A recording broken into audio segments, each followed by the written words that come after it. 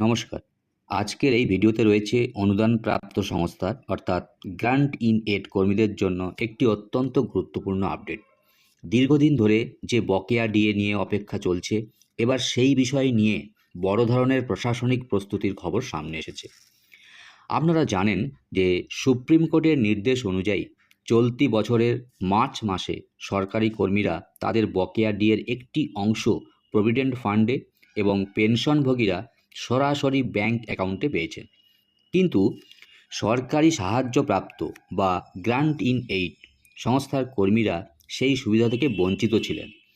এর মধ্যে রয়েছেন সরকার অনুমোদিত স্কুলের শিক্ষক শিক্ষাকর্মী, পঞ্চায়েত কর্মী, পুরসভার কর্মী, বিভিন্ন বিধিবদ্ধ বোর্ড ও কর্পোরেশনের কর্মীরা।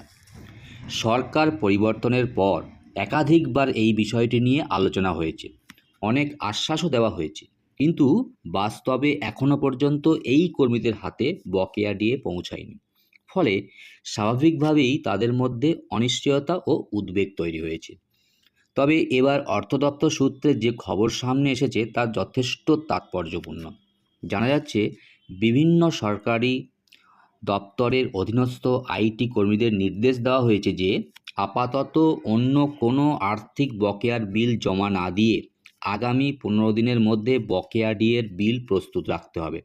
অর্থাৎ প্রশাসনিক স্তরে এই কাজকে অগ্রাধিকার দেওয়া হচ্ছে।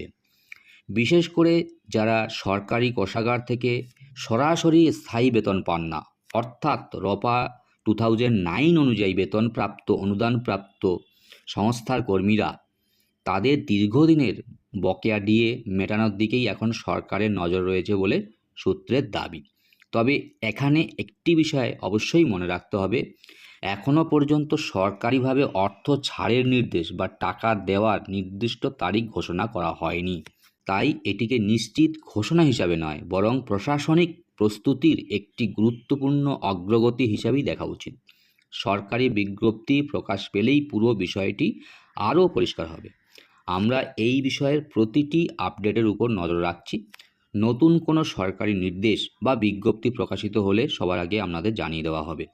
আপনার কি মনে হয়, এতদিনের বকেয়া ডিএ এবার সত্যিই কি মিটতে চলেছে, নাকি এখনও কিছুটা সময় লাগবে? আপনার মূল্যবান মতামত অবশ্যই কমেন্টে লিখে জানান। আর ভিডিওটি যদি ভালো লাগে তাহলে অবশ্যই লাইক করুন, শেয়ার করুন এবং শিক্ষা ও সরকারি কর্মচারীদের গুরুত্বপূর্ণ আপডেট সবার আগে পেতে আমার প্রোফাইলটি সাবস্ক্রাইব করে পাশে থাকুন। ধন্যবাদ। আবার দেখা হবে পরবর্তী আপডেটে।